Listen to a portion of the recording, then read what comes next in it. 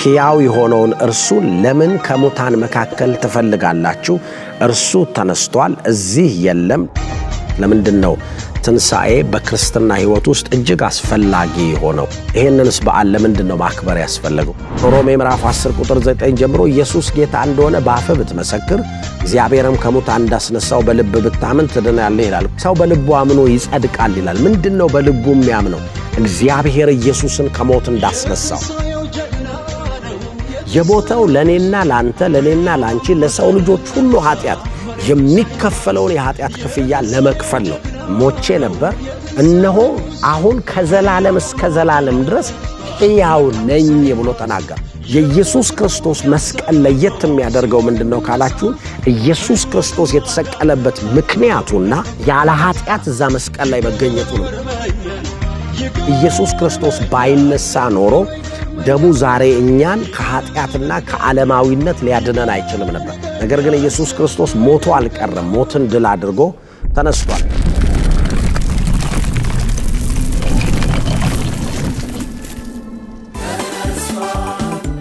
የኢየሱስ ክርስቶስ ሞት እና ትንሣኤ ለእኛ ምን ሰጥቶናል ሲባል የተስፋ ቃሎቹ በሙሉ እርግጠኛ እንድንሆንባቸው እግዚአብሔር የገባልን የተስፋ ቃሎች በሙሉ በትንሣኤው ምክንያት ሕያው መሆናቸው ተረጋግጧል። ክብር ለኢየሱስ ይሁን።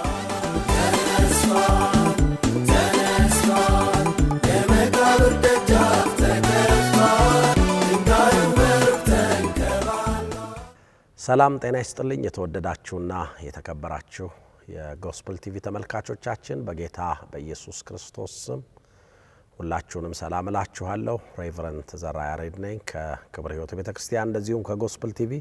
እንኳን ለጌታችን ለመድኃኒታችን ለኢየሱስ ክርስቶስ የ2017 ዓመተ ምህረት የፋሲካ በዓል ወይም የትንሣኤ በዓል በሰላም አደረሳችሁ። ለሁላችሁም እንግዲህ ይህ በዓል የሰላም፣ የፍቅር፣ የደስታ፣ የመከናወን እንደዚሁም የድል በዓል እንዲሆንላችሁ ከቤተሰቦቻችሁ፣ ከጓደኞቻችሁ፣ ከዘመዶቻችሁ ጋር ደግሞ ኢየሱስ ክርስቶስ መነሳቱን እያወጃችሁ መልካም በዓል እንድታሳልፉ በዚህ ሰዓት መልካም የሆነ ልባዊ ምኞቴን እገልጻለሁ። ብሩካኖች ናችሁ። ዛሬ እንግዲህ አጭር መልእክት ይዤላችሁ መጥቻለሁ። በዚህ በትንሣኤ ላይ እሱን ጥቂት ደቂቃዎች እናወራለን። ከጓደኞቻችሁ ከቤተሰቦቻችሁ ጋር በዓልን እያከበራችሁ ይህን ፕሮግራም ደግሞ እንድትካፈሉ ጋበዝኳችሁ። ብሩካኖች ናችሁ። ሻሎም።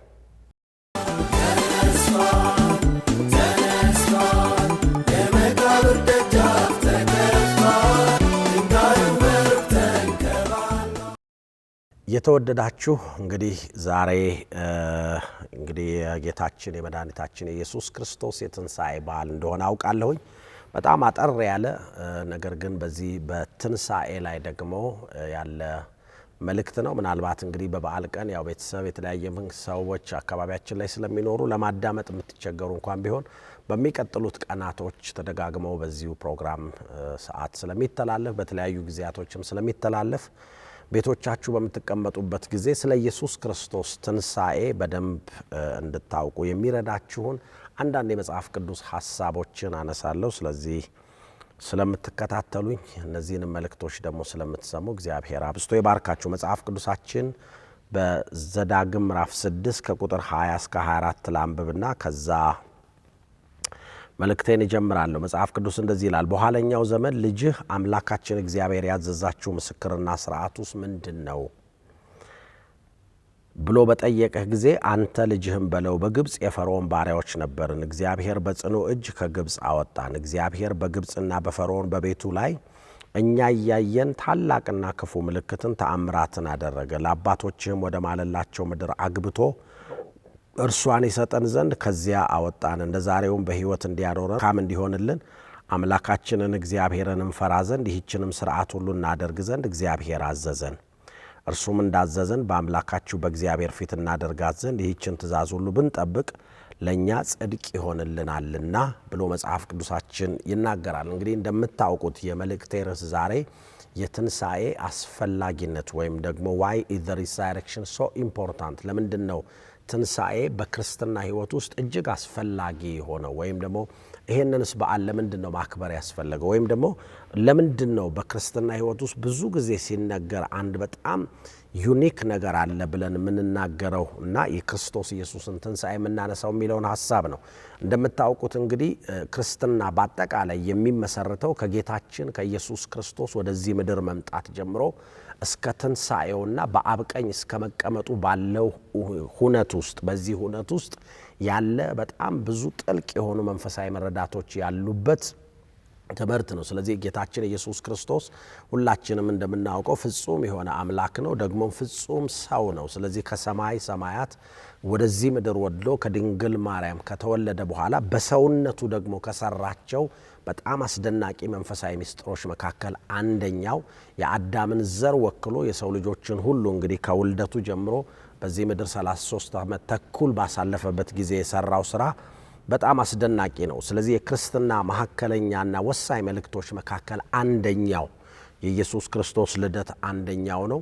ኢየሱስ ክርስቶስ ከተወለደ በኋላ እንደዚሁም አገልግሎት የጀመረበት ከዛም እንደዚሁም የኢየሱስ ክርስቶስ መሞት፣ የኢየሱስ ክርስቶስ መገረፍ፣ መሰቀል፣ መሞት ከዛ ደግሞ በስተመጨረሻ ደግሞ ከሞት መነሳቱ ከሞት ከተነሳ በኋላ ደግሞ ወደ አብቀኝ ማረጉና በአብቀኝ መቀመጡ ይሄ በሙሉ ከክርስቲያኖች ከኛ ጋር ቀጥተኛ የሆነ ግንኙነት አለው። ስለዚህ የቤተ ክርስቲያን መልእክት በዋናነት ከሚያጠነጥንባቸው የክርስትና ዋና መልእክቶች መካከል የጌታችን የኢየሱስ ክርስቶስ ሞት ብቻ ሳይሆን ኢየሱስ ክርስቶስ ሞትን ድል አድርጎ ወይም እግዚአብሔር አብ የሞትን ጣር አጥፍቶ ኢየሱስ ክርስቶስን ማስነሳቱ ነው። እውነት ነው። የክርስቶስ ሞት ከሌለ የክርስቶስ ትንሣኤ የለም። ክርስቶስ ለመሞት ደግሞ ወደዚህ ምድር መምጣት አለበት። እነዚህ እውነቶች በሙሉ ተያይዘው ይሄዳሉ። ነገር ግን ዛሬ ማዕከላዊ አድርጌ ትኩረትን ሰጥቼ የማስተምረው ወይም የምናገርበት የኢየሱስ ክርስቶስ የመምጣቱም የመሞቱም መከራ የመቀበሉም የማስተማሩም የሁሉ ነገር ደግሞ መጨረሻ ላይ በድል እንዲጠናቀቅ ያደረገው የኢየሱስ ክርስቶስ ትንሣኤ ነው። ስለዚህ ስለ ትንሣኤው የተወሰኑ ሐሳቦችን በተወሰኑ ጊዜያቶች ውስጥ እናወራለን። ትንሣኤ ባይኖር ኖሮ የክርስቶስ ሞት የሽንፈት ሞት ነበር የሚሆነው። አያችሁት?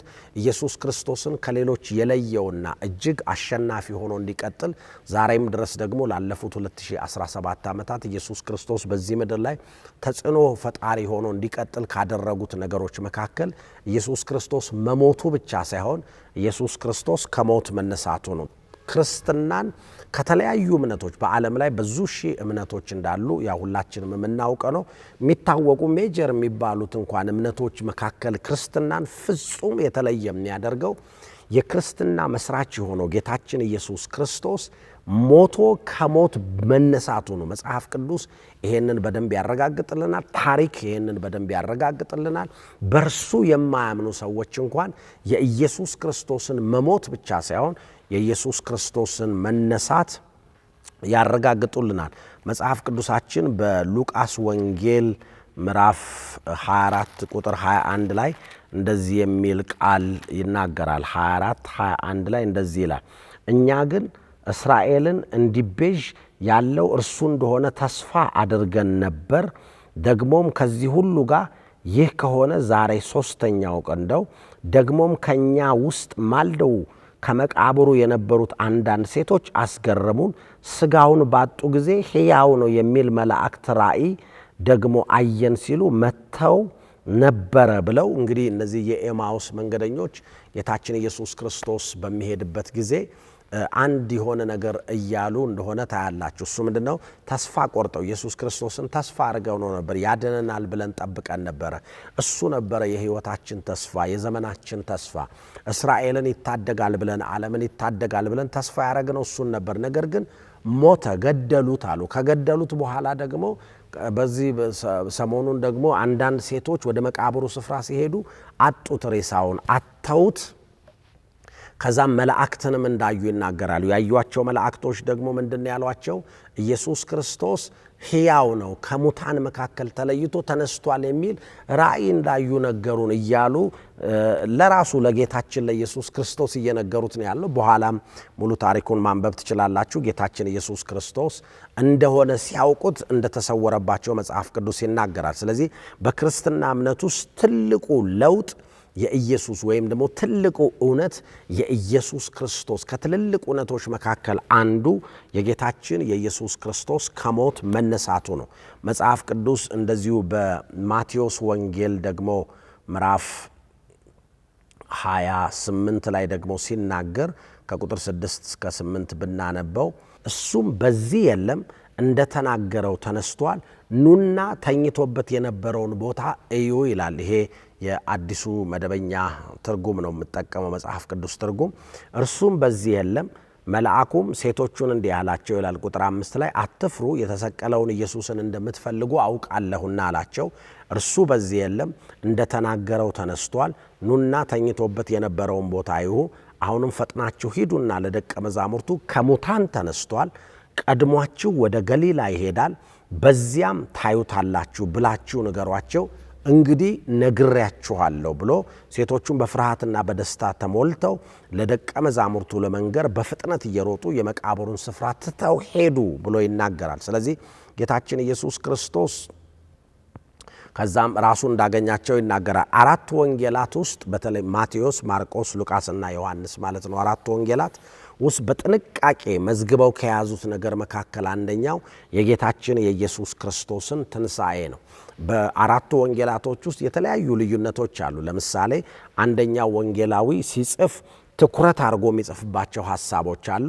ዮሐንስ ከማርቆስ፣ ማርቆስ ከማቴዎስ፣ ማቴዎስ ከሉቃስ ሁሉም የራሳቸው ትኩረት አለ። አራቱም ወንጌላት ግን በቀጥታ ያለምንም ማወላዳት በስነ ስርዓት መዝግበው የምናገኘው ነገር መካከል አንደኛው የኢየሱስ ክርስቶስን ከሞት መነሳት ነው፣ ወይም የመቃብሩ ባዶ መሆኑ ነው። ኢየሱስ ክርስቶስ ድጋሚ ሞት ላይ ይዘው ከሞት መነሳቱን በዝርዝር ጽፈዋል። ስለዚህ ምክንያቱም ክርስትና የሚባለው እምነት ያለ ክርስቶስ ኢየሱስ መነሳት ከሆነ ከሃይማኖት ውጪ ከሃይማኖትነት ውጪና ወይም ደግሞ ዝም ብሎ ሰዎች ከፈበረኩት የሆነ ነገር ውጪ ምንም አይነት ተጽዕኖ ሊፈጥር አይችልም። መጽሐፍ ቅዱስ አሁን እንዳነበብኩላችሁ ማቴዎስ ምዕራፍ 28 ከቁጥር 6 እስከ 8 የኢየሱስን ትንሣኤ መዝግቦ እናየዋለን።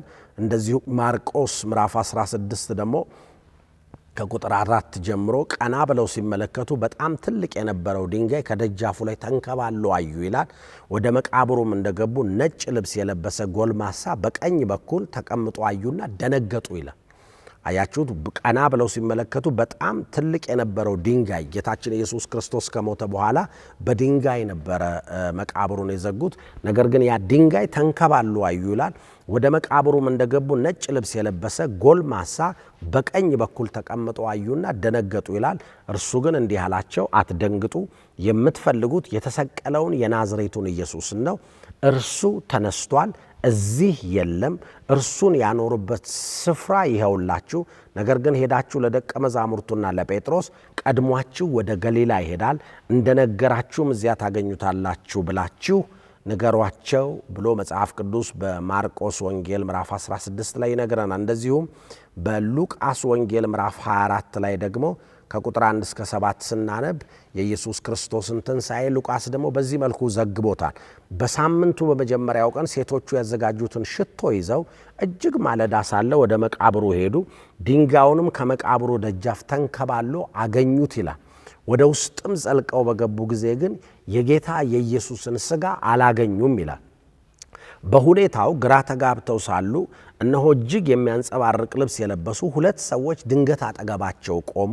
ሴቶቹንም ከመፍራታቸው የተነሳ ወደ ምድር አቀርቅረው ሳሉ ሰዎቹ እንዲህ አሏቸው፣ ሕያው የሆነውን እርሱን ለምን ከሙታን መካከል ትፈልጋላችሁ?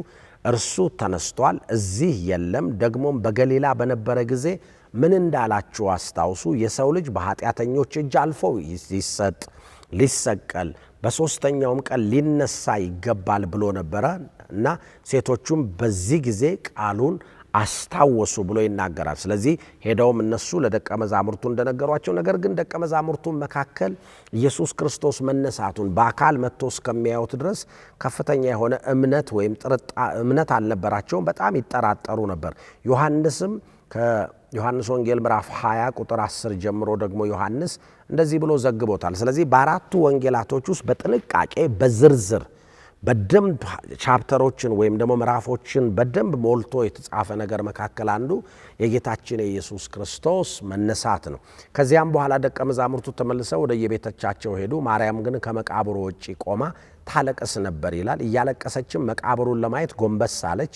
የኢየሱስም ሥጋ በነበረበት ቦታ ነጫጭ ልብስ የለበሱ ሁለት መላእክት አንዱ በራስጌ ሌላውን በግርጌ ተቀምጠው አየች። እነርሱም አንቺ ሴት ለምን ታለቅሻለሽ ብለው ጠየቋት። እርሷም ጌታዬን ወስደውታል፣ የት እንዳኖሩትም አላውቅም አለች። ይህንንም ብላ ዘወር ስትል ኢየሱስ በዚያው ቆሞ አየች። ኢየሱስ መሆኑን ግን አላወቀችም። እርሱም አንቺ ሴት ለምን ታለቅሻለሽ? ማንንስ ትፈልጊያለሽ? አሏት። እርሷም የአትክልት ቦታ ጠባቂ መስሏት ጌታዬ አንተ ወስደው ከሆነ እባክህ እንድወስደው የት እንዳኖርከው ንገረኝ አለችው። ኢየሱስም ማርያም አላት።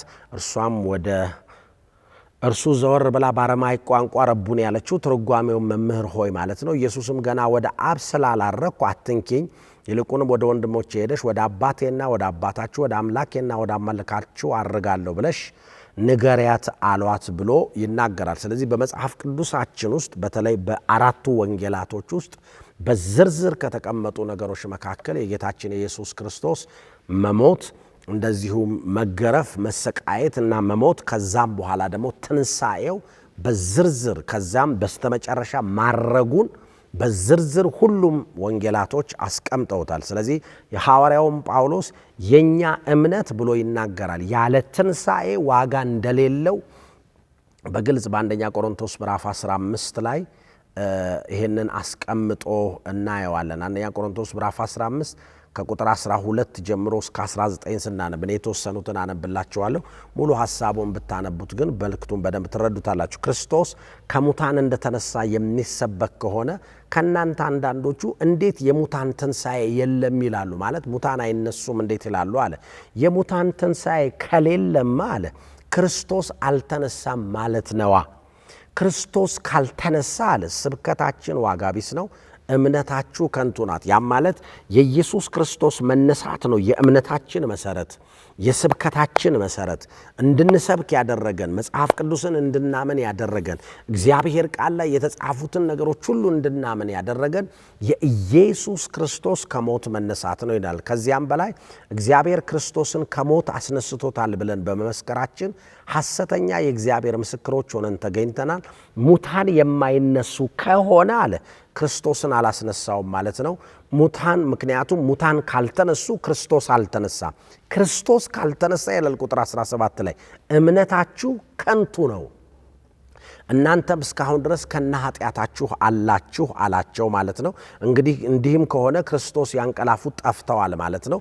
ክርስቶስን ተስፋ ያደረግነው ለዚች ሕይወት ብቻ ከሆነ ከሰው ሁሉ ይልቅ የምናሳዝን ነን ብሎ ይናገራል። ወይም በድሮ ትርጉም ምስኪኖች ነን ብሎ ይናገራል። ስለዚህ without resurrection ወይም Jesus days would go without divine interpretation and endorsement ምን ማለት ነው?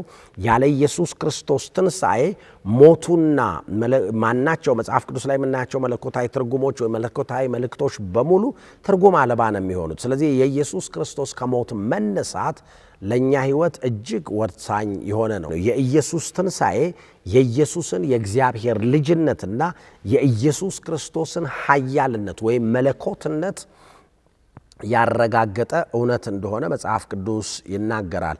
በሮሜ ምዕራፍ 1 ቁጥር 4 ላይ እንደዚህ ብሎ ይናገራል። በቅድስና መንፈስ ግን ከሙታን በመነሳቱ የእግዚአብሔር ልጅ መሆኑ በኃይል ስለተገለጠው አያችሁት። ኢየሱስ ክርስቶስ የእግዚአብሔር ልጅ እንደሆነ በተለያዩ መልእክቶች ውስጥ ሲነገር ነው የቆየው። ለምሳሌ ማቴዎስ 16:16 ላይ ጴጥሮስ ሰዎች ማን ይሉኛል ብሎ ጌታችን ኢየሱስ በጠየቃቸው ጊዜ አንተ ክርስቶስ የሕያው የእግዚአብሔር ልጅ ነህ ብለውት ነበረ። ይሄንን የእግዚአብሔር ልጅነቱን አብ እንደገለጠለት ነግሮታል። በብዙ ስፍራዎች ላይ ኢየሱስ የእግዚአብሔር ልጅ እንደሆነ ወይም እግዚአብሔር እንደሆነ በተለያዩ መንገዶች ሲነገር ቆይቷል። ነገር ግን ይሄ አለ በትንሣኤው ደግሞ የእግዚአብሔር ልጅ መሆኑ በኃይል ስለተገለጠው ይላል።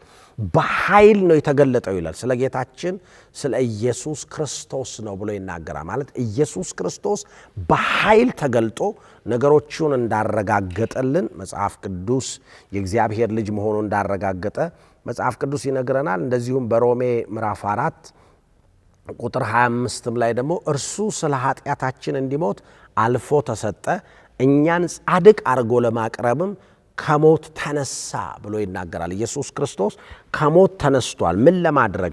ኃጢአታችን መጀመሪያ ለምን ሞተ ሲል የኃጢአታችንን ዕዳ ለመክፈል ይላል።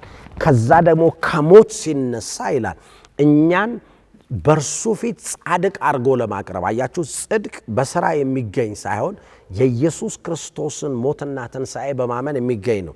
ለዚህ ነው ሮሜ ምዕራፍ 10 ቁጥር 9 ጀምሮ ኢየሱስ ጌታ እንደሆነ በአፍህ ብትመሰክር እግዚአብሔርም ከሙታን እንዳስነሳው በልብ ብታምን ትድናለህ ይላል። ቁጥር 10 ላይ ሰው በልቡ አምኖ ይጸድቃል ይላል። ምንድን ነው በልቡ የሚያምነው? እግዚአብሔር ኢየሱስን ከሞት እንዳስነሳው። አያችሁት?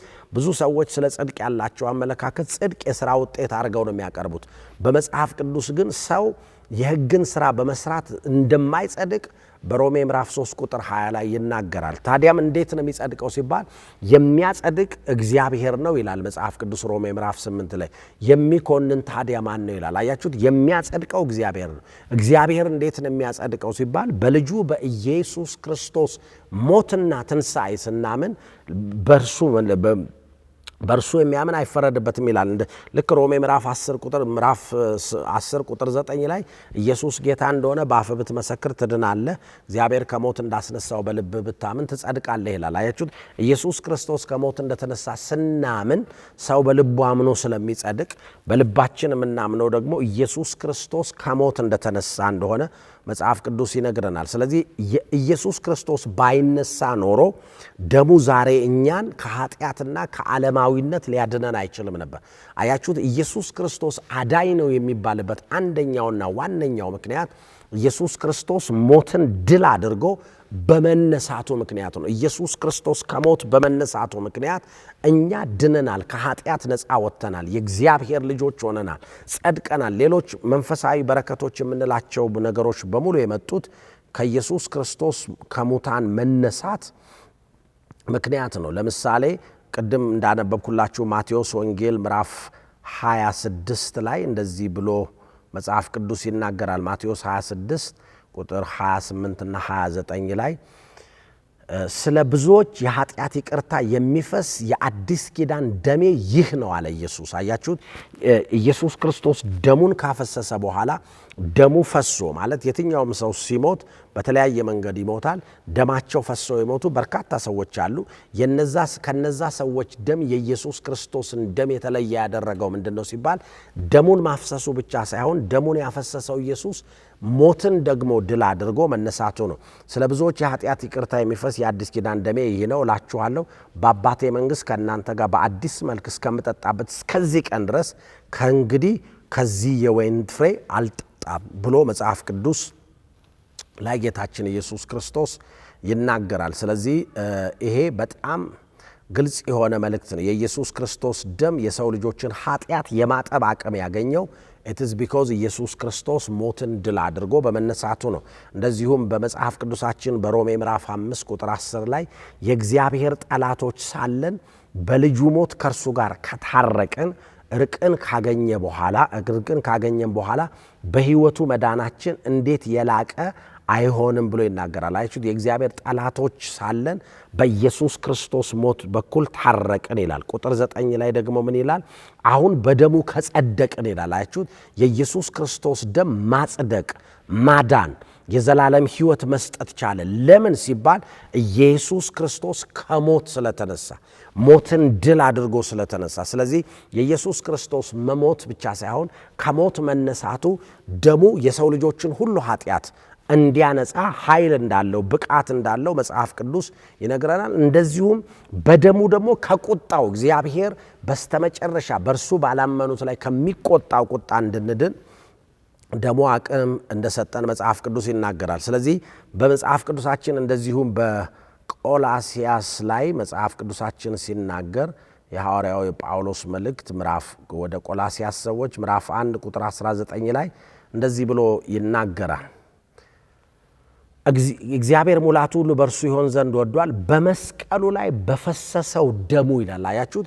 የኢየሱስ ክርስቶስ ደም እኛን ለማጽደቅ አቅም ያገኘበት ዋናው ምክንያት በመስቀል ላይ በፈሰሰው ደሙ ሰላምን በማድረግ በምድርም ሆነ በሰማይ ያለውን ሁሉ በእርሱ በኩል ከራሱ ጋር አስታረቀ ይላል። አያችሁት? አሁን የኢየሱስ ክርስቶስ ደም ሕያው ነው፣ አክቲቭ ነው፣ የሚሰራ ነው፣ ከኃጢአት የሚያድን ነው፣ ከየትኛውም አይነት እስራት የሚፈታ ደም ነው። ስለዚህ ይሄ የሆነው ምንድን ነው? ኢየሱስ ክርስቶስ ከሞት በመነሳቱ ነው። ስለዚህ የኢየሱስ ደም ኃይል ያገኘው ኢየሱስ ክርስቶስ የተናገራቸው ቃሎች በሙሉ እውነት መሆናቸው የተረጋገጠው ወይም ደግሞ የኢየሱስ ክርስቶስ ሞት ጉልበት ያገኘው ኢየሱስ ክርስቶስ ሞትን ድል አድርጎ በመነሳቱ ምክንያት ነው። መጽሐፍ ቅዱሳችን በማቴዎስ ወንጌል ደግሞ ምዕራፍ 12 ላይ ሲናገር ቁጥር 40 ላይ እንደዚህ ብሎ ይናገራል። ዮናስ በሳ እምባሪ ሆድ ውስጥ 3 ቀንና 3 ሌሊት እንደቆየ ይላል። አያችሁት? ጌታችን ኢየሱስ ክርስቶስ ከሞት ከመነሳቱ በፊት አያችሁት?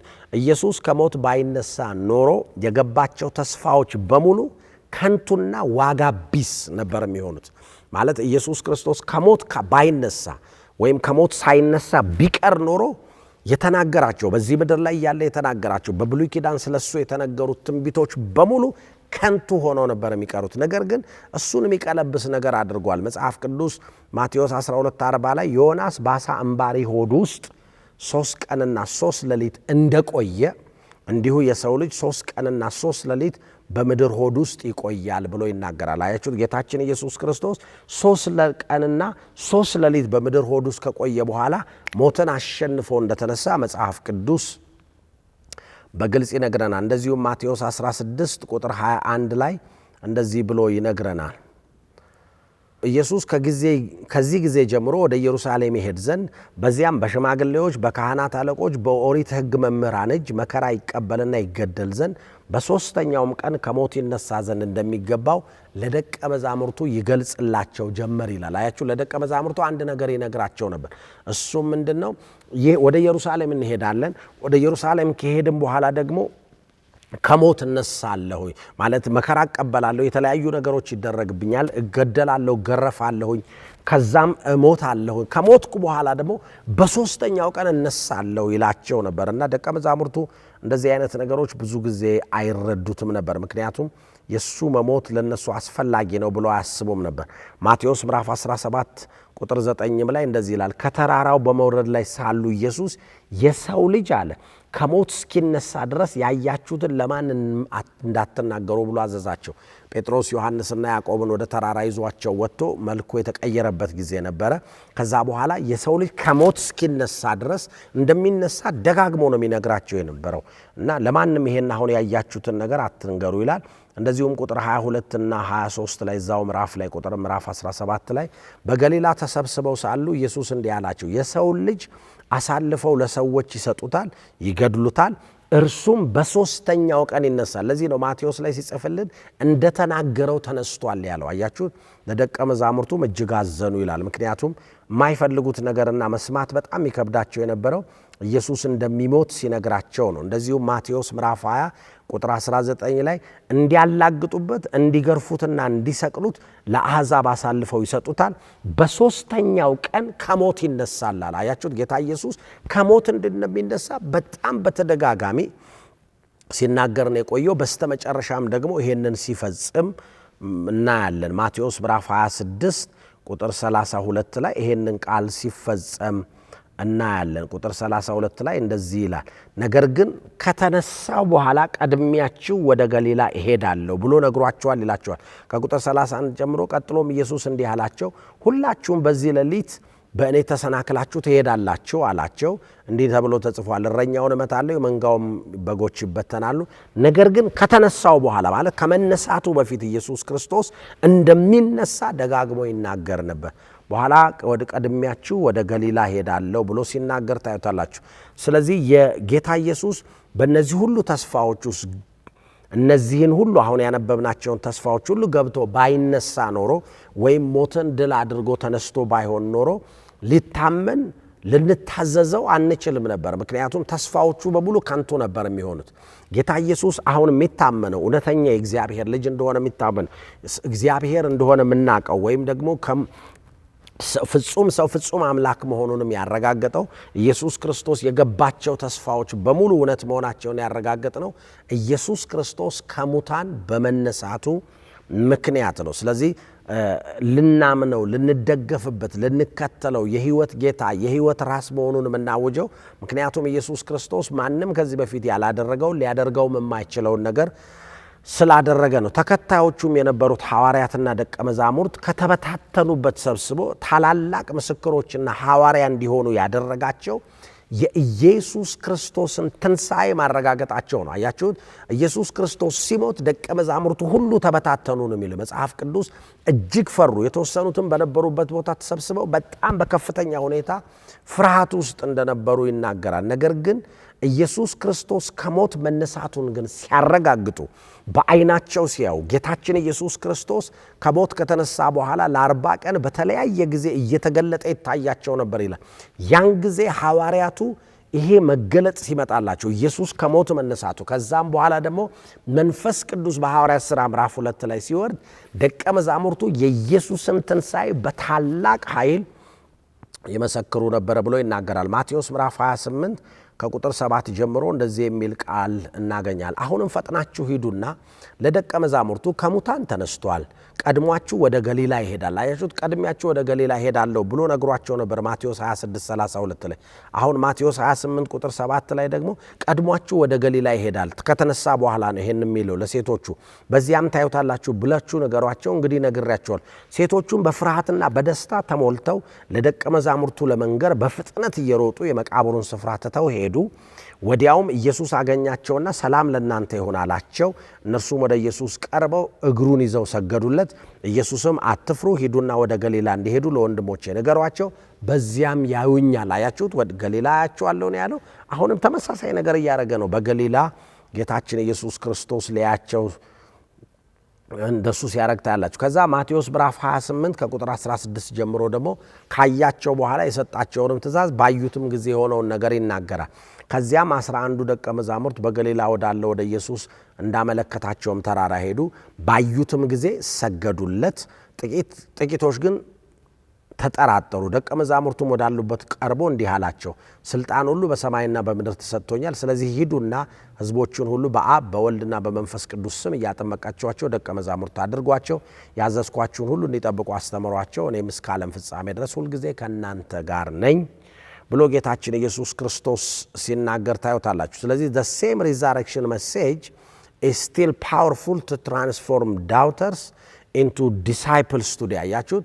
ተጠራጣሪ ሰዎችን ዛሬም ልክ ደቀ መዛሙርቱም ተጠራጥረው ነበር።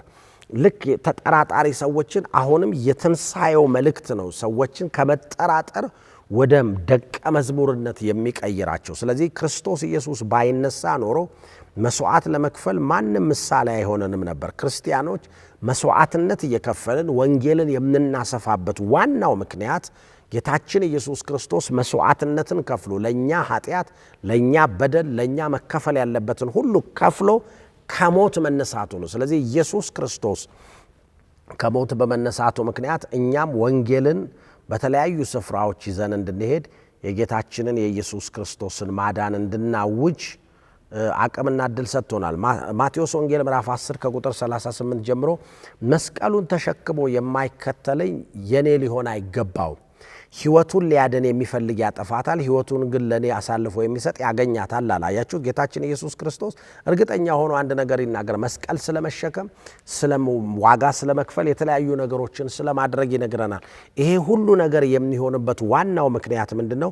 ጌታ ኢየሱስ ክርስቶስ ከኛ ቀድሞ ዋጋ ከፍሎ የሰራው መስዋዕትነት በሙሉ ከከፈለ በኋላ ከሞት በመነሳቱ ምክንያት እኛም ያንን ፈለግ ለመከተል እንደምንችል ስላረጋገጠ ነው። ከዚያም ኢየሱስ ማቴዎስ ወንጌል ምዕራፍ 16 ከቁጥር 24 እስከ 28 ደግሞ ከዚያም ኢየሱስ ደቀ መዛሙርቱን እንዲህ አላቸው፣ ሊከተለኝ የሚወድ ራሱን ይካድ፣ መስቀሉንም ተሸክሞ ይከተለኝ። ነፍሱን ሊያድን የሚፈልግ ሁሉ ያጠፋታል፣ ነገር ግን ነፍሱን ስለ እኔ የሚያጠፋ ያድናታል። ሰው ዓለሙን ሁሉ አትርፎ ነፍሱን ግን ቢያጣ ምን ይጠቅመዋል ብሎ በመጽሐፍ ቅዱሳችን ላይ በግልጽ ይናገራል።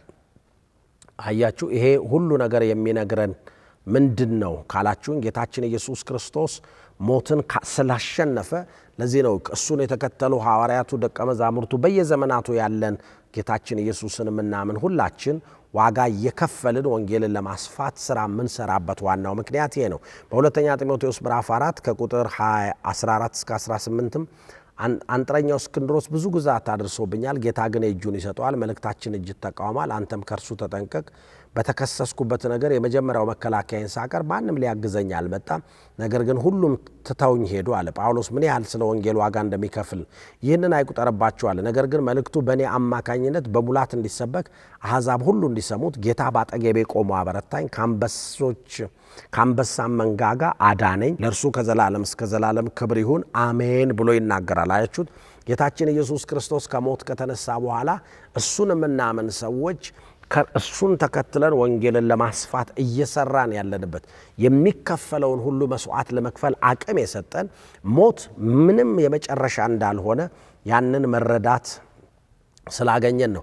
ኢየሱስ ይሄንን ሐሳብ ደግሞ አንደኛ ቆሮንቶስ ምዕራፍ 15 ከቁጥር 29 እስከ 33 ማየት ትችላላችሁ። ኢየሱስ ባይነሳ ኖሮ ዳግመኛ ልደትና በረከቶቹ በሙሉ አይኖሩም ነበር። ማለት ጌታችን ኢየሱስ ከሞት ባይነሳ ኖሮ በፍጹም የዳግመኛ ልደት ወይም ደግሞ አዲስ ፍጥረት ስለመሆን ወይም ደግሞ መጽሐፍ ቅዱሳችን ላይ ዳግመኛ ተወልደናል፣ የእግዚአብሔር ልጆች ሆነናል የምንላቸው እውነቶች በሙሉ ከንቱ ይሆኑ ነበር። ግን እነዚህ እውነቶች በሙሉ እውነት ስለሆኑ በመጽሐፍ ቅዱሳችን ላይ በግልጽ ያስረዳናል። ማቴዎስ ምዕራፍ 19 ከቁጥር 28 ጀምሮ ኢየሱስም እንዲህ አላቸው፣ እውነት እውነት እላችኋለሁ በሚመጣው አዲስ ዓለም የሰው ልጅ በክብሩ ዙፋን በሚቀመጥበት ጊዜ እናንተም የተከተላችሁኝ በ12ቱ ዙፋን ላይ ተቀምጣችሁ በ12ቱ የእስራኤል ነገር ላይ ትፈርዳላችሁ አላቸው። አያችሁት?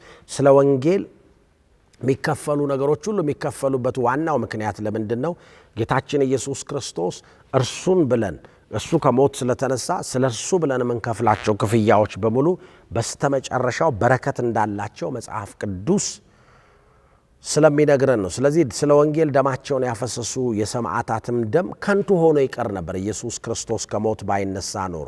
ማቴዎስ 23:35 ላይ፣ ራእይ ምዕራፍ 6 ከቁጥር 9 እስከ 11፣ እንደዚሁም ማቴዎስ 16:27፣ ዮሐንስ ወንጌል 5 ከ28 እስከ 29፣ እንደዚሁም ሐዋርያት ሥራ ምዕራፍ 17 እስከ 31 ስታነቡ እነዚህ በሙሉ ሰማዕታቶች ስለ ወንጌል የተለያየ መስዋዕትነትን የከፈሉ ሰዎች፣ እነዚህ ሁሉ ሰዎች ደማቸው ከንቱ ሆኖ ይቀር ነበር። ነገር ግን ኢየሱስ ከሞት ስለተነሳ ስለ ኢየሱስ የተከፈሉ ዋጋዎች በሙሉ ብድራታቸው ታላቅና የከበረ እንደሆነ መጽሐፍ ቅዱስ ይነግረናል። የኢየሱስ ትንሣኤ ለእኛ የሰጠን ታላቅ መታመን ነው። እንደዚሁም ታላቅ መታመን ብቻ ሳይሆን የሰጠን ተስፋ በሙሉ ወይም በእግዚአብሔር ቃል ላይ የምናያቸው የተስፋ ቃሎች በሙሉ እርግጠኛ እንድንሆንባቸው ማረጋገጫ ሰጥቶናል። እነዚህን መጽሐፍ ቅዱስ በብዙ መንገዶች ይነግረናል። የተወሰኑትን እንግዲህ በበዓል ቀን ስለሆነ እያስተማርኩ ያለሁት አጠር ለማድረግ ነው ቶሎ ቶሎ እያልኩ ያለሁት። መጽሐፍ ቅዱሳችን ማረጋገጫ ይሰጣል። ለምሳሌ ገላትያ ምዕራፍ 6 ቁጥር 14 ላይ ነገር ግን ዓለም ለኔ ከተሰቀለበት እኔም ለዓለም ከተሰቀልኩበት ከጌታችን ከኢየሱስ ክርስቶስ መስቀል በቀር ሌላው ትምክህት ከኔ የራቀ ይሁን ይላል ጳውሎስ። ስለዚህ ያያችሁት ዓለምና እኛ የተሰቀልንበት አንድ ነገር ምንድነው አለ? የኢየሱስ ክርስቶስ መስቀል ነው ብሎ ይናገራል። በአንደኛ ቆሮንቶስ 1 ከ18 እስከ 25 ይሄንን ሐሳብ በዝርዝር ይነግራቸዋል። የዓለም ጥበብ ከንቱ ያደረገው የኢየሱስ ክርስቶስ ሞትና ትንሣኤ እንደሆነ ይነግረናል። በአንደኛ ጴጥሮስ ምዕራፍ 1 ከቁጥር 18 እስከ 19 ይሄንኑ ሐሳብ ይናገራል። እንደዚሁም በዕብራውያን ምዕራፍ 2 ከቁጥር 9 እና ቁጥር 14 ላይ፣ እንደዚሁም ዕብራውያን 9 ከቁጥር 12 እስከ 14፣ እንደዚሁም ራእይ ምዕራፍ 5 እስከ 9 ይሄንን ሐሳብ ይነግረናል። ስለዚህ የኢየሱስ ክርስቶስ ሞት እና ትንሣኤ ለእኛ ምን ሰጥቶናል ሲባል የተስፋ ቃሎቹ በሙሉ እርግጠኛ እንድንሆንባቸው በፍጹም የማይሻሩ የማይወድቁ የማይፈርሱ እንደሆኑ መጽሐፍ ቅዱስ በግልጽ ይነግረናል። the cross is at best unclear without the resurrection። አያችሁት? መስቀል መስቀሉ ያለ ክርስቶስ ኢየሱስ ትንሣኤ ግልጽ አይደለም። መስቀሉ ምክንያቱም በመስቀል ላይ የተሰቀሉ በጣም በርካታ ሰዎች አሉ። ሮማውያን ባህል ነበራቸው። እሱ ምንድነው የሚያደርጉት? መንግስት ግልበጣ ያደረገው ወይም ትልልቅ የወንጀል ስራ የተገኘባቸውን ሰዎች መስቀል ላይ ይሰቅሉ ነበር። እነዛ የተሰቀሉ ሰዎች በቃ ተሰቅለው ሞቱ። ማንኛውም ሰው እንደሚሞቱ የነሱ የአሟሟት መንገድ በስቅላት መሆኑ ነው ልዩነት ያለው። የኢየሱስ ክርስቶስ መስቀል ለየት የሚያደርገው ምንድነው ካላችሁ ኢየሱስ ክርስቶስ የተሰቀለበት ምክንያቱና ያለ ኃጢአት እዛ መስቀል ላይ መገኘቱ ነው። መጽሐፍ ቅዱስ ጲላጦስ ከመረመረው በኋላ አንዳች በደል አላገኘውበትም ማለት ምንም ለሞት የሚያበቃው በደል ሊሰቀል አይደለም ለሞት የሚያበቃው በደል ግን በቅንዓትና አይሁዶች በከፍተኛ ጥላቻ ውስጥ ስለነበሩ ወይም ደግሞ ራሱን የእግዚአብሔር ልጅ አድርጓል ብለው ስላመኑ እግዚአብሔር ነኝ ብሏል ስላሉ ስቀለው ብለው ነበር። ነገር ግን ኢየሱስ ክርስቶስ የሰው ልጅ ለሰው ልጆች ሁሉ ኃጢአት የሚከፈለውን ዋጋ እግዚአብሔር ወስኖለት መጥቶ ሊከፍል እንደመጣ መጽሐፍ ቅዱስ ይናገራል። ስለዚህ ያደረገው ምንድነው ሲባል መጣ ኢየሱስ ክርስቶስ ስለኛ ኃጢአት የሚከፈለው መስዋዕትነት ሁሉ ከፈለ። ከዛ ደግሞ ዓላማውና ቀጥሎ ደግሞ ሞትን ድል አድርጎ መነሳቱ ደግሞ ያ ደግሞ የክርስቶስ ኢየሱስን መስቀል በትንሣኤው እንደደመቀ ውበት እንዳገኘ መጽሐፍ ቅዱስ ይነግረናል። ስለዚህ የትኛውም ስለ ኢየሱስ የምንሰብከው ስብከት የኢየሱስን ትንሣኤ ካላካተተ ኃይሉንና የተሰራውን ሥራ ሁሉ የሚያሳንስ ነው የሚሆነው። ስለዚህ እያንዳንዱ መልእክቶቻችን በሙሉ ከኢየሱስ ትንሣኤ ውስጥ ነው የሚወጡት። any gospel which does not place Jesus resurrection alongside Jesus days is not the authentic message of Jesus and his apostles። አያችሁት? የትኛውም ስለ ወንጌል የምንሰብከው ስብከት የኢየሱስ ክርስቶስን ሞትና የኢየሱስ ክርስቶስን ትንሣኤ ያላካተተ ከሆነ ሐዋርያቱና ኢየሱስ የሰበኩትን መልእክት የሚያሳንስ የሚያጎድል እንደሆነ መረዳት አለብን። ኢየሱስ የተገደለና የምናዝንለት ሳይሆን ሞትን ድል ያደረገና ሞትን ድል አድርጎ ከተነሳም በኋላ እየገዛ በዙፋኑ ላይ ተቀምጦ ጠላቶቹ የእግሮቹ መረገጫ እስኪሆኑ ድረስ እየጠበቀ ያለ ጌታ እንደሆነ ማወቅ አለብን። ኢየሱስ ክርስቶስ መሞቱ፣ ህመሙ፣ ሸክሙ ያንን ሁሉ መከራ ለኛ መቀበሉ በጣም አስደናቂ ነገር ሆኖ ሳለ ነገር ግን ኢየሱስ ክርስቶስ ሞቶ አልቀረም። ሞትን ድል አድርጎ ተነስቷል። ፊልጵስዩስ ምዕራፍ 3 ከቁጥር 10 ጀምሮ ሲናገር እስከ 11 ክርስቶስንና የትንሣኤውን ኃይል እንዳውቅ አለ ጳውሎስ። በስቃዩም ተካፋይ እንደሆን በሞቱም እርሱን እንድመስለው እመኛለሁ፣ ለሙታንም ትንሣኤ እንድደርስ እናፍቃለሁ ብሎ ይናገራል። አያችሁት? የኢየሱስ ክርስቶስ ትንሣኤ የሚታዘንለት የኢየሱስ ክርስቶስ ሞት በትንሣኤ የተጠናቀቀ ስለሆነ እያዘንን እየቆዘምን የምንቆይበት ጉዳይ አይደለም። ሲሞት አዝነናል። የሞተው ለኛ ኃጢአት እንደሆነ አውቀናል። ነገር ግን ኢየሱስ ክርስቶስ ከሞት ተነስቷል። ለዚህ ነው አንደኛ ቆሮንቶስ ምዕራፍ 15 ከቁጥር 54 ጀምሮ ሲናገር የሚጠፋው የማይጠፋውን የሚሞተው የማይሞተውን በሚለብስበት ጊዜ ሞት በድል ተዋጠ ተብሎ የተጻፈው ቃል ይፈጸማል። እንዲሁም ሞት ሆይ ድል መንሳት የታለ? ሞት ሆይ መንደፊያስ የታለ? የሞት መንደፊያው ኃጢአት ነው። የኃጢአት ኃይል ሕግ ነው። ነገር ግን በጌታችን በኢየሱስ ክርስቶስ በኩል ድልን ለሚሰጠን ለእግዚአብሔር ምስጋና ይሁን ብሎ መጽሐፍ ቅዱስ ይናገራል። ስለዚህ የኢየሱስ ክርስቶስ ትንሣኤ ድል ነው ያመጣው፣ ሽንፈት አይደለም ያለው። ጌታችን ራሱ ሲናገር በራእይ ምዕራፍ 1 ቁጥር 18 ላይ በጣም የሚገርም ቃል ይናገራል። ራእይ ምዕራፍ 1 እኔ ሕያው ነኝ ሞቼ ነበር። አያችሁት? ሞትን ነበርኩ ያለ። አንዳንድ ጊዜ አንዳንድ ሰዎች አላዛርም እኮ ሞቶ ነበር ይላሉ እና ከሞት ተነስቷል ይላል። ልክ ነው። አላዛር ሞቶ ነበር። ከሞት ያስነሳው ኢየሱስ ነው። መጀመሪያ እሱን መካድ የለብንም። ነገር ግን ኢየሱስ ከሞት ካስነሳው በኋላ አላዛር ተመልሶ ሞቷል። ኢየሱስ ግን ልክ ነው ሞቶ ነበር። የሞተው በኃጢአቱ ምክንያት አይደለም። የሞተው ወንጀል ሰርቶ አይደለም። የሞተው ለኔና ላንተ ለኔና ላንቺ ለሰው ልጆች ሁሉ ኃጢአት የሚከፈለውን የኃጢአት ክፍያ ለመክፈል ነው። እሱን ከከፈለ በኋላ ሞተ። ነገር ግን መጽሐፍ ቅዱስ ምን ይላል? ራእይ 1:18 ላይ እኔ ሕያው ነኝ ሞቼ ነበር እነሆ አሁን ከዘላለም እስከ ዘላለም ድረስ ሕያው ነኝ ብሎ ተናገረ። አያችሁት? ኢየሱስ ከዚህ በኋላ ሞት ሊይዘው በማይችል ሁኔታ ሞትን ድል አድርጎ ተነስቷል። ስለዚህ የሞትና የሲኦል መክፈቻ በእጄ ነው አለ። አያችሁት? የሞት መክፈቻ እኔ ጋር ነው ያለው፣ የሲኦል መክፈቻ በእኔ ነው ያለው። ሞቼ ነበረ ብሎ ሞትን ነበርኩ ያደረገው ጌታችን ኢየሱስ ክርስቶስ ነው። ስለዚህ ኢየሱስ ክርስቶስ በሞቱ ምናዝንለት ብቻ ሳይሆን በትንሣኤው ደግሞ ታላቅ በረከትና ደስታን የሰጠን እንደሆነ ማወቅ አለብን። ሮሜ ምዕራፍ 6 ቁጥር 9 ላይ ይሄንኑ ቃል ያረጋግጥልናል። ክርስቶስ ከሙታን ተነስቷልና አለ። ዳግመኛም እንደማይሞት እናውቃለን። አያችሁት? ከዚህ በኋላ በክርስቶስ ኢየሱስ ላይ ሞት ሊሰራ አይችልም። ምክንያቱም የሞትን ኃይል አጥፍቶታል ብሎ መጽሐፍ ቅዱስ ይናገራል። ሞት ከእንግዲህ በእርሱ ላይ ጉልበት አይኖረውም አለ። አያችሁት? ጌታችን ኢየሱስ ክርስቶስ መሞት ብቻ ሳይሆን ከሞት ተነስቶ ሞት ጉልበት እንዳይኖረው አድርጓል።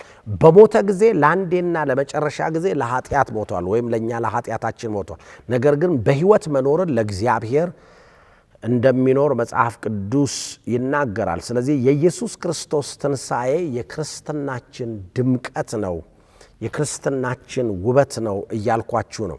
ሮሜ 14:8 ላይ ብንኖር ለጌታ እንኖራለን፣ ብንሞት ለጌታ እንሞታለን። ስለዚህ ብንኖርም ብንሞትም የጌታ ነን ብሎ ይናገራል። ስለዚህ ከዚህ በኋላ ሞት አያችሁት? በክርስቶስ ኢየሱስ ኢቭን ላመኑት ሰዎች ብንኖርም ለጌታ ነው፣ ብንሞትም ለጌታ ነው። ምንም ነገር ከዚህ በኋላ ከክርስቶስ ፍቅር ሊለየን እንደማይችል ወይም ሞት ከዚህ በኋላ አስፈሪ ነገር ለኛ እንዳልሆነ መጽሐፍ ቅዱስ በግልጽ ይነግረናል። ራእይ ምዕራፍ 4 ቁጥር 9 ላይ ሕያዋን ፍጥረታት በዙፋኑ ላይ የተቀመጠው ከዘላለም እስከ ዘላለም ሕያው ሆኖ ለሚኖረው ክብር ሞገስና ምስጋና በሚሰጡበት ጊዜ 24ቱም ሽማግሌዎች በእግሩ ፊት ወድቀው ይሰግዳሉ ብሎ ይናገራል። ስለዚህ ጌታችን ኢየሱስ ክርስቶስ ሞትና የሞትን ኃይል አጥፍቶ ከሞት ተነስቷል። ክርስትናችን ድምቀት ያለው ኢየሱስን የተከተልንበት ምስጢሩ ይሄ ነው።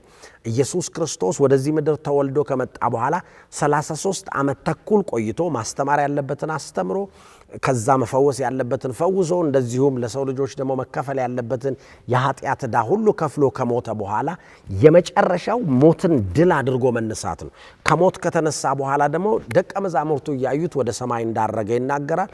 ወደ ሰማይ ካረገ በኋላ ደግሞ ወደ አባቱ ቀኝ እንደተቀመጠ ጠላቶቹ ሁሉ የእግሩ መረገጫ እስኪሆን ድረስ እየጠበቀ እንደሆነ መጽሐፍ ቅዱስ በግልጽ ይነግረናል። ስለዚህ ጌታችን ኢየሱስ ክርስቶስ ከሞት በመነሳቱ መጽሐፍ ቅዱሳችን ሕያው እንደሆነ እውነት እንደሆነ የገባቸው የተስፋ ቃሎች በሙሉ የማይለወጡ የማይሻሩ የሚፈጸሙ እንደሆኑ መጽሐፍ ቅዱሳችን በግልጽ ያረጋግጥልናል። ስለዚህ የተወደዳችሁ ተመልካቾቻችን በዚህ መልእክት ውስጥ እንግዲህ መልካም ነገሮች እያገኛችሁ እንደሆነ አምናለሁኝ። ለሁላችሁም መልካም የትንሣኤ በዓል እንዲሆንላችሁ እመኛለሁኝ። አጭር 9 ነጥቦች ልስጣችሁና ከዛ መልእክቴን አጠቃልላለሁ። ትንሣኤ በጣም አስፈላጊ የሆነባቸውን 9 ነጥቦች ነው አሁን ማነሳው። 9 ነጥቦች አነሳለሁ። አንደኛ፣ ሁለተኛ፣ ሶስተኛ እያልኩኝ ስክሪኑ ላይ ስለምታዋቸው ብዙ መጨነቅ የለባችሁም። ጊዜ ሲኖራችሁ ደግሞ እነዚህን ጽፋችሁ በታስቀምጡት መልካም ነው። እንደዚሁም የተወደዳችሁ ቅዱሳን በዚሁ አጋጣሚ በስክሪኑ ላይ በምታገኟቸው የዩቲዩብ ቻናሎች ላይ እነዚህን መልእክቶች ድጋሚ ማግኘት ትችላላችሁ። የተለያዩ የፌስቡክ የዩቲዩብ ቻናሎች አሉ። እነሱን ሰብስክራይብ በማድረግ ላይክ በማድረግ ሼር በማድረግ ቤተሰብ እንድትሆኑ በጌታ ፍቅር በዚህ ሰዓት ጠይቃችኋለሁ። የዩቲዩብ ቻናላችን ጎስፕል ቲቪ ኢትዮጵያ እንደዚሁም ሬቨረንድ ተዘራ ያሬድ ኦፊሻል የሚሉ 2 የዩቲዩብ ቻናሎች አሉ። እነዚህን የዩቲዩብ ቻናሎች አሁኑኑ በጌታ ፍቅር ጠይቃችኋለሁ። ግቡና ፎሎ ያላረጋችሁን ሰብስክራይብ ያላደረጋችሁ ሰዎች ካላችሁ ግቡና ፎሎ አድርጉ። ፎሎ በማድረጋችሁ ሰብስክራይብ በማድረጋችሁ መልእክቶች ወደ እናንተ እንዲደርሱ እድል ይሰጣችኋል። ከዛ ውጪ ለእናንተ የሚፈጥርባችሁ ምንም ጉዳት የለም። ፎሎና ላይክ አርጋችሁ ሰብስክራይብ አርጋችሁ ቤተሰብ ሁኑ። በስክሪኑ ላይ በምታዩት ጎስፕል ቲቪ ኢትዮጵያ እንደዚሁም ሬቨረንድ ተዘራ ያሬድ የሚለውን ፎሎ ሼር በማድረግ ደግሞ አብራችሁን የወንጌልን ስራ እንድትሰሩ ለሌሎችም የወንጌልን ስራ በማድረስ እንድትተጉ በጌታ ፍቅር አሳስባችኋለሁ። እንደዚሁም የፌስቡክ ፔጆች አሉን፣ ግሎሪየስ ላይፍ ቸርች እና ጎስፕል ቲቪ ኢትዮጵያ የሚሉ ሌሎችም በርካታ ቻናሎች አሉ። ነገር ግን እነዚህ ሜጀሮቹ ናቸው። እነሱንም በስክሪኑ ላይ በምታዩት መንገድ ፎሎና ሰብስክራይብ ሼር በማድረግ አብራችሁን ቤተሰብ እንድትሆኑ በጌታ ፍቅር ይሄንን ጠይቃችኋለሁ። ይሄንን በማድረጋችሁ የወንጌል ስራ እንዲሰፋ ለሌሎች ይሄ መልእክት እንዲደርስ ምክንያት ትሆናላችሁ። በዛ በኩል ደግሞ ብዙ ሰዎች በወንጌል እውነት ይደረሳሉ። ይህን ስለምታደርጉ በጣም እግዚአብሔር አብዝቶ ይባርካችሁ። በጣም እንወዳችኋለን። ተባረኩ። ብሩካን ናችሁ። ትንሣኤ በጣም አስፈላጊ የሆነባቸው 9 ነጥቦች ናቸው አሁን ማሳያችሁ። የመጀመሪያውን ነጥብ ላንሳ። ትንሣኤ በጣም አስፈላጊ የሚሆንባቸው 9 ነጥቦች። አንደኛው የኢየሱስ ትንሣኤ ማለት አማኞች በእግዚአብሔር ፊት መጽደቃቸውን ያወራል ወይም ያረጋግጣል። ኢየሱስ ክርስቶስ ከሞት በመነሳቱ ምክንያት በጣም ሰፊ ናቸው። እያንዳንዳቸውን በዝርዝር ማየት ይቻላል። ነገር ግን በዚህ በበዓል ቀን ስለማላስረዝም አንዳንድ ጥቅስ እየሰጠኋችሁ እነሱን እየተናገርኩኝ በጥቂት ደቂቃዎች ውስጥ ጨርሳለሁ። ስለዚህ የመጀመሪያው የኢየሱስ ትንሣኤ ማለት አማኞች በእግዚአብሔር ፊት መጽደቃቸውን ያረጋግጣል። ሮሜ ምዕራፍ 4 ቁጥር 25 ብዙ ሰዎች እንዴት መጽደቄን አረጋግጣለሁ ይላሉ። መጽደቃችንን የምናረጋግጠው ኢየሱስ ክርስቶስ ከሙታን በመነሳቱ ምክንያት ነው። ሮሜ 4:25 ላይ እርሱ ስለ ኃጢአታችን እንዲሞት አልፎ ተሰጠ፣ እኛን ጻድቅ አድርጎ ለማቅረብ ከሞት ተነሳ ይላል። ስለዚህ ኢየሱስ ክርስቶስ ከሞት ስለተነሳ መጽደቃችንን እናረጋግጣለን። ሁለተኛው የኢየሱስ ትንሣኤ የሚያሳየው የሞትን መሸነፍ ነው። ሞት ኃይሉ እንደተወሰደ፣ ሞት ድል እንደተነሳ፣ ሞት ጉልበቱ እንደተፈታ፣ ሞት ከዚህ በኋላ በክርስቶስ ኢየሱስ ባመኑ ሰዎች ላይ ምንም አቅም እንደሌለው ጌታ ኢየሱስ ሲነግራት ለማርታ ያላት በእኔ የሚያምን ቢሞት እንኳን አላት ሕያው ይሆናል አለ። ስለዚህ የሚያምንብኝ ቢሞት እንኳን አለ። ስለዚህ ሞት ሆይ መውጊያ የት አለ? ለዚህ ነው ጳውሎስ ብሞትም ብኖርም ለጌታ ነው የሚለን። ምንም ከዚህ በኋላ የሚያስፈራኝ ነገር የለም ብሎ የሚነግረን። ምክንያቱም ኢየሱስ ክርስቶስ ሞትን ፓራላይዝ አድርጎታል፣ ኒውትራላይዝ አድርጎታል። ከዚህ በኋላ ሞት በእኛ ላይ ምንም ስልጣን የለውም። አንደኛ ቆሮንቶስ ምዕራፍ 15 ከቁጥር 55 ጀምሮ እንደዚህ ብሎ ይናገራል። 55 እና 56 ላይ እንደዚህ ይላል፣ እንዲሁም ሞት ሆይ ድል መንሳት የታል? ጥያቄ እየጠየቀው ነው። ሞት ሆይ ማለት ሞት ነበር የመጨረሻው የዲያብሎስ ኃይል። ኢየሱስ ክርስቶስ ሞቱን ዕብራውያን ምዕራፍ 2 ቁጥር 14 ላይ እንደሚነግረን በሞቱ ኃይል እንዲሽር ይላል። ኢየሱስ ክርስቶስ ሞቶ የሞትን ኃይል እንደሻረው ይናገራል። ሞት ሆይ መንደፊያስ የታል? የሞት መንደፊያ ኃጢአት ነው፣ የኃጢአትም ኃይል ሕግ ነው። ነገር ግን በጌታችን በኢየሱስ ክርስቶስ በኩል ድልን ለሚሰጠን ለእግዚአብሔር ምስጋና ይሁን ይላል። ስለዚህ የኢየሱስ ትንሣኤ በሁለተኛነት የሚያረጋግጥልን ወይም የሚያሳየን የሞትን መሸነፍ ነው። ሶስተኛው የኢየሱስ ትንሣኤ ማለት አማኞች ከጌታ ጋር አንድነት ወይም ኅብረት እንዳላቸው ያሳያል። ኅብረት እንዳገኘን፣ ከእግዚአብሔር ጋር እንደታረቅን፣ የእግዚአብሔር ልጆች እንደሆንን፣ ከእሱ ጋርም ፌሎሺፕ ማድረግ እንደምንችል ያሳያል። ሁለተኛ ቆሮንቶስ 4:14 ላይ ምክንያቱም ጌታ ኢየሱስ ከሙታን ያስነሳው እኛንም ደግሞ ከኢየሱስ ጋር አስነስቶ ከእናንተ ጋር በፊቱ እንደሚያቀርበን እናውቃለን አላችሁ።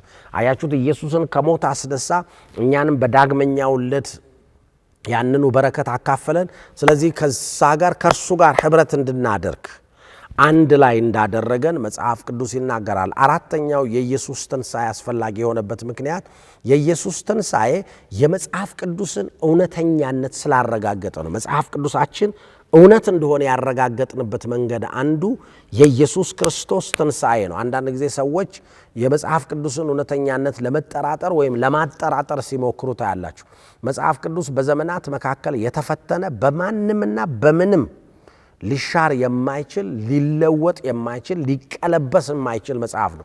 መጽሐፍ ቅዱስን በማቃጠል በመቅደድ ውሸት ነው ብሎ በማስተማር በብዙ መንገድ ተሞክሯል ለብዙ ሺህ ዓመታት። ነገር ግን በፍጹም መጽሐፍ ቅዱስን ማስቆም አልቻለም። እስከ ዛሬ ድረስ እያበራ እያሸነፈ በድል እየቀጠለን ያለው። ምክንያቱም መጽሐፍ ቅዱሳችን እውነተኛነቱ የተረጋገጠው በሞተ ጌታ ብቻ ሳይሆን ከሞት በተነሳ ጌታ እንደሆነ መጽሐፍ ቅዱስ ይነግረናል። ትንቢተ ኢሳይያስ ምዕራፍ 53 ከቁጥር 4 እስከ 6 የኢየሱስ ትንሣኤ በአራተኛነት የመጽሐፍ ቅዱስን እውነተኛነት አረጋግጧል። በእርግጥ እርሱ ደዌያችንን ወሰደ፣ ሕመማችንንም ተሸከመ፣ እኛ ግን እንደተመታ እንደተቀሰፈም እንደተሰቃየም ቆጠር ነው።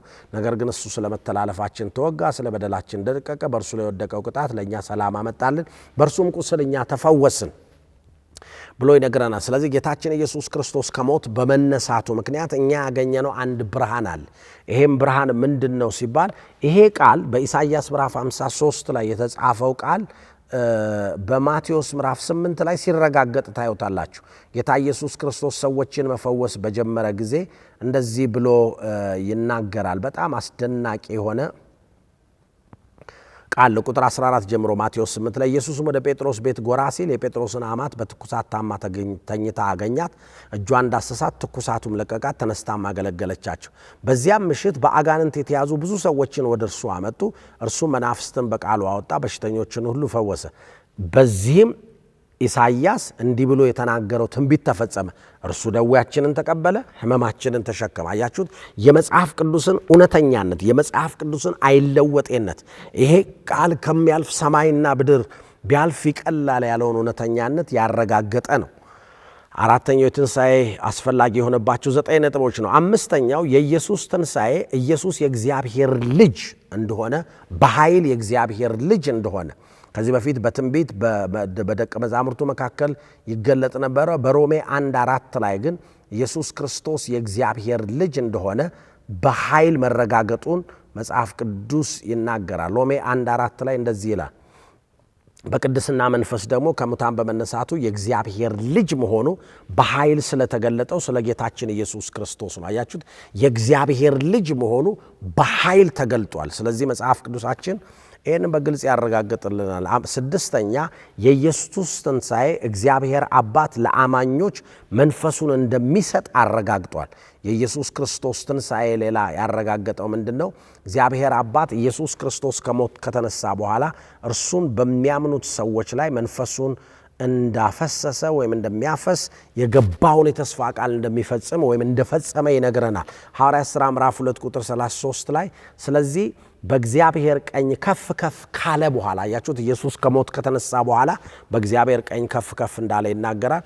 የመንፈስንም ተስፋ ከአብ ተቀብሎ አሁን የምታዩትንና የምትሰሙትን አፈሰሰው ይላል። አያችሁት? ኢየሱስ ክርስቶስ ከሞት በመነሳቱ ምክንያት እነዚህን የመንፈስ ቅዱስንም በረከት እንዳገኘን ይናገራል። ሰባተኛው የኢየሱስ ትንሣኤ ለክርስቶስ ሕያውን ተስፋ ሰጥቷል። ማለት ተስፋችን የሞት አይደለም። ተስፋችን ምን ይሆን ብለን የምንጠራጠርበት አይደለም። ተስፋችን ሕያው ተስፋ ነው። ኢየሱስ ከሞት በመነሳቱ ያገኘነው ተስፋ አለ። አንደኛ ጴጥሮስ ምዕራፍ 1 ከቁጥር 1 እስከ 4 ሲናገር በጳንጦስ፣ በገላትያ፣ በቀዶጵያም፣ በእስያም፣ በቢታንያም ተበትነው በመጻተኞች ለሚኖሩት ለእግዚአብሔር ምርጦች እግዚአብሔር አብ አስቀድሞ ካወቃቸው ኢየሱስ ክርስቶስ በመታዘዝ በደሙ ለተረጩትና በመንፈስ አማካኝነት ለተቀደሱ ጸጋና ሰላም ይብዛላችሁ። ቁጥር 3 የጌታችን የኢየሱስ ክርስቶስ አባትና አምላክ ይባረክ። ለምን?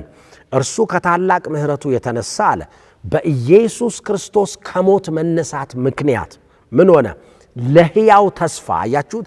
ተስፋችን ተስፋ ብቻ ሳይሆን ተስፋችን ሕይወት የሌለው የሞተ ተስፋ ሳይሆን ሕያው ተስፋ እንደሆነ ይነግረናል። በሚሆን አዲስ ልደት እንዲሁም በሰማይ ለማይጠፋ ለማይበላሽ ለማይለወጥ ርስት እንደገና ወለደን ብሎ መጽሐፍ ቅዱስ ይናገራል። ስለዚህ ተስፋችን ወይም እግዚአብሔር የገባልን የተስፋ ቃሎች በሙሉ በትንሣኤው ምክንያት ሕያው መሆናቸው ተረጋግጧል። ክብር ለኢየሱስ ይሁን።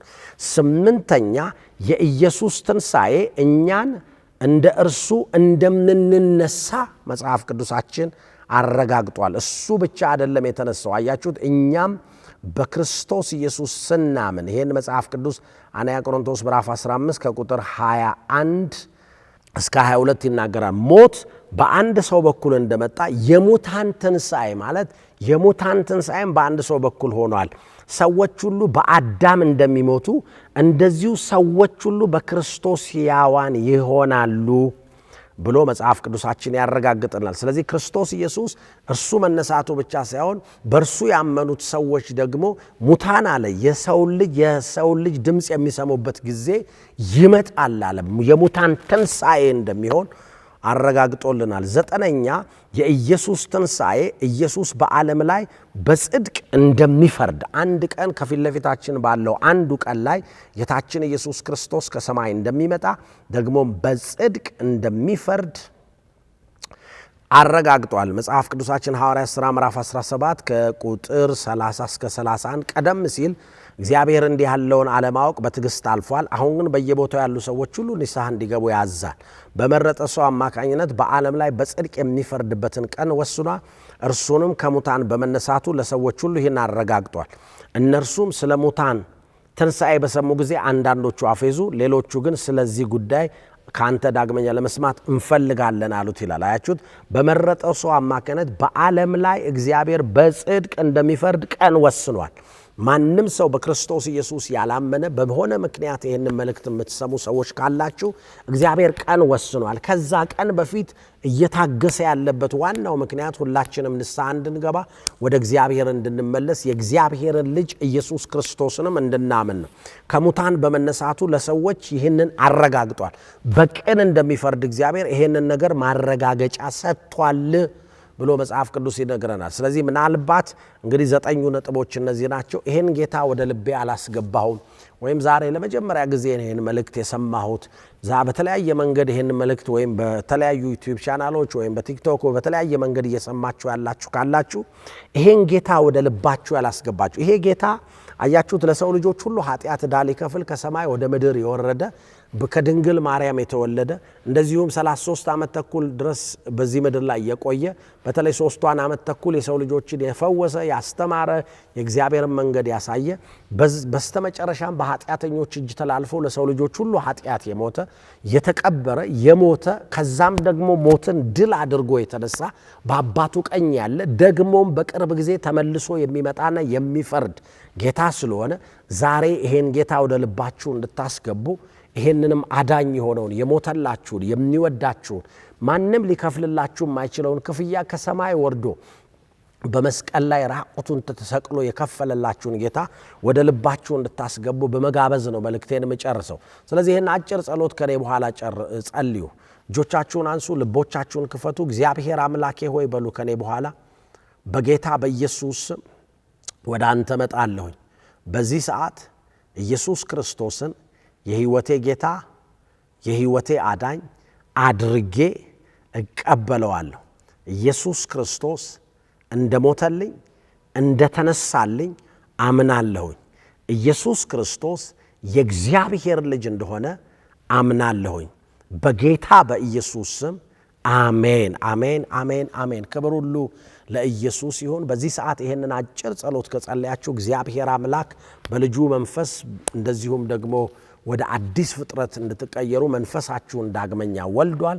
ክብር ሁሉ ለኢየሱስ ይሁን። ቀጥሎ ምን ማድረግ እንዳለባችሁ መረጃዎችን እንድንሰጣችሁ ስክሪኑ ላይ ባሉ ስልኮች እንድትደውሉልን እንድትጽፉልን እንጋብዛችኋለን። አዲስ አበባና አካባቢው ያላችሁ ሰዎች ካላችሁ ደግሞ የምንገኘው ከመገናኛ እና በ22 መካከል ለም ሆቴል የሚባል አካባቢ ነው። ማንንም ሰው እዛ አካባቢ መታችሁ ብትጠይቁ የክብር ሕይወት ቤተክርስቲያን ብላችሁ ብትጠይቁ በጣም በቀላሉ ሰዎች ያሳያችኋል። ወይም ደግሞ ጎግል ማፕ የምትጠቀሙ ከሆነ ጎግል ማፕ ላይ ሰርች ብታደርጉት ወይም በመፈለጊያው ላይ ብትፈልጉት የክብር ሕይወት ቤተክርስቲያን የሚለውን በቀላሉ ያሳያችኋል። ስክሪኑ ላይ ያሉ ስልኮችን ተጠቀሙ። ኢሜል አድራሻን መጠቀም ትችላላችሁ። ሌሎችንም መጠቀም ትችላላችሁ። እስከዛ ደግሞ ድረስ መንፈሳዊ ሕይወታችሁን የሚያሳድጉ የተለያዩ መልእክቶች በተለያዩ መንገዶች ይተላለፋሉ። በመጽሐፍ ቅዱሳችን ላይ ያሉ የእግዚአብሔር ቃል እውነቶችን ሁልጊዜ የምንማራቸውን በቤተ ክርስቲያን ላይ ያሉ ትምህርቶችን የምትፈልጉ ከሆነ በዌብሳይታችን ውስጥ ገብታችሁ ማግኘት ትችላላችሁ። www.agapeglc.com የሚለው ዌብሳይት ውስጥ ገብታችሁ በጣም ረጅም በርካታ የትምህርት ርዕሶችን በምትፈልጉት ርዕስ በቀላሉ ማግኘት የምትችሉበት አማራጭ ነው። ገብታችሁ እዛ ላይ ባለው መመሪያ መሰረት እንድትጠቀሙ፣ ከተቸገራችሁ ስልክ ቁጥር ስላለ ስልክ ቁጥሩን ደውላችሁ እንድትጠቀሙ አሳስባችኋለሁ። እንደዚሁም የዩቲዩብ ቻናላችንን ሰብስክራይብ እንድታደርጉ ቤተሰብ እንድትሆኑ በጌታ ፍቅር ጋብዛችኋለሁ። ጎስፕል ቲቪ ኢትዮጵያና ሬቨረንት ዘራ ያሬድ የሚሉ 2 ኦፊሻል የዩቲዩብ ቻናሎች አሉን። የነዚህ ቤተሰብ እንድትሆኑ እንደዚሁም በፌስቡክ ላይ ደግሞ ግሎሪየስ ላይፍ ቸርች ጎስፕል ቲቪ ኢትዮጵያና ሬቨረንት ዘራ ያሬድ የሚሉ የኦፊሻል ገጾች አሉን። እነሱን ፎሎ በማድረግ ቤተሰብ በመሆን ለሌሎች ሼር በማድረግ አብራችሁን እንድትቆዩ በጌታ ፍቅር ጋብዛችኋለሁ። ይህ እንግዲህ የ2017 ዓመተ ምህረት የጌታችን የትንሣኤ ልደት በዓል መልካም በዓል እንዲሆንላችሁ፣ የተባረከ በዓል እንዲሆንላችሁ፣ የትንሣኤ በረከት በእናንተና በቤታችሁ ላይ እንዲሆን በጌታ በኢየሱስ ስም ጸለይኩላችሁ። ምናልባት በተለያየ ሕመም ውስጥ ያላችሁ ካላችሁ በኢየሱስ ስም በዚህ ሰዓት የፈውስ ኃይል ይሁንላችሁ። በዚህ ሰዓት በተለያየ ሱስ ውስጥ፣ እስራት ውስጥ፣ ጨለማ ውስጥ ያላችሁ ተጨንቃችሁ ያላችሁ ካላችሁ በጌታ በኢየሱስ ስም በዚህ ሰዓት ነፃነትንና ረፍትን አወጅኩላችሁ። የእግዚአብሔር ልጅ ኢየሱስ ክርስቶስ ምሕረትና ቸርነትን ያርግላችሁ። ቤታችሁን ይባርክ፣ ልጆቻችሁን ይባርክ፣ ትዳራችሁን ይባርክ፣ ወጣትነታችሁን ይባርክ፣ ዘመናችሁን ይባርክ፣ ትምህርታችሁን ይባርክ፣ ስራችሁን ይባርክ። በኢየሱስ ስም ምሕረትና ቸርነቱን ያደርግላችሁ። የእግዚአብሔር በረከት፣ የእግዚአብሔር ጸጋ፣ የእግዚአብሔር ሞገስ በእናንተና በቤታችሁ ላይ ይሁን። መልካሚቱ የአምላኬ እጅ ትባርካችሁ በኢየሱስ ስም አሜን፣ አሜን፣ አሜን፣ አሜን።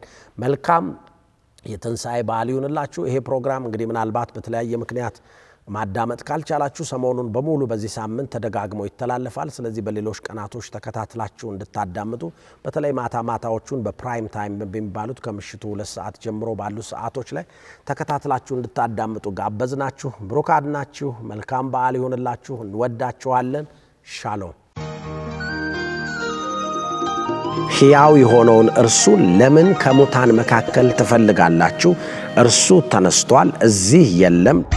ለምንድነው ትንሣኤ በክርስትና ሕይወት ውስጥ እጅግ አስፈላጊ ሆነው? ይሄንንስ በዓል ለምንድነው ማክበር ያስፈልገው? ሮሜ ምዕራፍ 10 ቁጥር 9 ጀምሮ ኢየሱስ ጌታ እንደሆነ በአፍህ ብትመሰክር እግዚአብሔርም ከሙታን እንዳስነሳው በልብ ብታምን ትድናለህ ይላል። ሰው በልቡ አምኖ ይጸድቃል ይላል። ምንድነው በልቡ የሚያምነው? እግዚአብሔር ኢየሱስን ከሞት እንዳስነሳው። የሞተው ለኔና ላንተ፣ ለኔና ላንቺ፣ ለሰው ልጆች ሁሉ ኃጢአት የሚከፈለውን የኃጢአት ክፍያ ለመክፈል ነው። ሞቼ ነበር፣ እነሆ አሁን ከዘላለም እስከ ዘላለም ድረስ ሕያው ነኝ ብሎ ተናገረ። የኢየሱስ ክርስቶስ መስቀል ለየት የሚያደርገው ምንድነው ካላችሁ፣ ኢየሱስ ክርስቶስ የተሰቀለበት ምክንያቱና ያለ ኃጢአት እዛ መስቀል ላይ መገኘቱ ነው። ኢየሱስ ክርስቶስ ባይነሳ ኖሮ ደሙ ዛሬ እኛን ከኃጢአትና ከዓለማዊነት ሊያድነን አይችልም ነበር። ነገር ግን ኢየሱስ ክርስቶስ ሞቶ አልቀረም። ሞትን ድል አድርጎ ተነስቷል።